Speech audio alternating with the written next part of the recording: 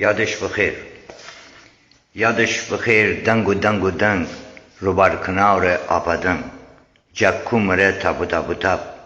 تلار سر زبال خواب، وق وق و وق مرد مرد نصف شب و قرب غدد، بنفش گل فصل بهار سرد پلایق نهار، بغل خروش و تسکبب سیر غلای خلی آب، پیل بغله اشفل و سیر مرغن دشکن و پنیر، چپاقسیم تازه کپور آب تره حک کلی شور، ترشتره ماهی پیچ مست بورانی سیره بیچ، فسنجن و سبزی کوکو لواهی ماهی اتروبو. یادش بخیر.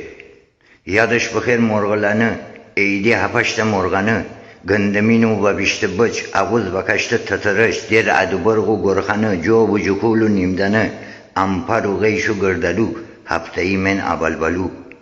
پوتار و لبدان و چیچیر ایوان سر تازه حسیر، نمکیه رو تشت و هبنگ تونگی ملاغ مشتسنگ، شب پسی کشتی ورزه جنگ چنچو مره علنگ دلنگ،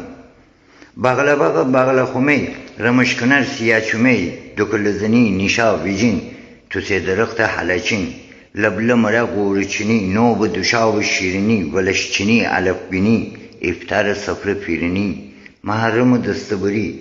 عروسی سرا پلاخوری، شز ابراهیم پیادره بجه وی امام رضا. یادش بخیر. یادش بخیر اربع دو شب الله سچرخ تونیتاب دیب بجه درز و بجه لب چله شب بکب بکب، کلوش کپیته سچینه رجا کنار ویرجینه، ورفروز و خوتیک شکر توم تبجه او توم بجر، دو بنه پیاز و کله خاک